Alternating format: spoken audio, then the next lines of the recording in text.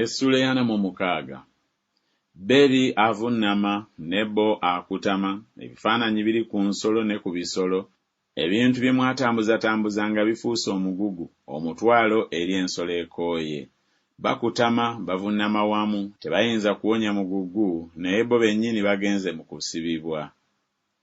Mumpulire, gwe ennyumba ya Yakobo, n'ekitundu kyonna ekifisseewo ku nnyumba ya Isirayiri, be naweekanga nze okuva mu lubuto, be nasitulanga okuva mu nda, n'okutuusa ku bukadde nze nzuuyo, n'okutuusa ku nvi n'abasitulanga, nze nakola era nze naaweekanga. Weewaawo n'asitulanga era naawonyanga.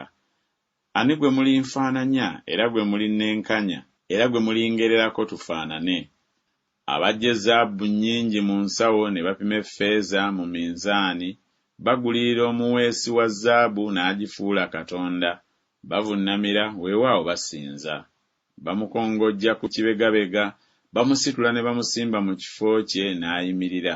Mu kifo kye talisegukawo, weewaawo walibaawo alimukaabirira, naye tayinza kwanukula newaakubadde okumuwonya mu nnaku ze. Mujjukire ekyo mwerage obusajja. Mukijjukire nate mmwe aboonoonyi. Mujjukire ebigambo ebyasooka eby'edda, kubanga nze Katonda so tewali mulala.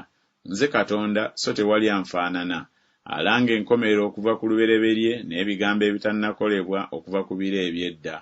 Ayogera nti okuteesa kwange kulinywera era ndikola bye njagala byonna. Ayita ennyonyi ey'amaddu okuva ebuvanjuba, omusajja ow'okuteesa kwange okuva mu nsi ey'ewala. Weewaawo nayogera n'okutuukiriza ndikituukiriza, nateesa n'okukola ndikikola. Mumpulirize mmwe abalina emitima emikakanyavu, abali ewala n'obutuukirivu.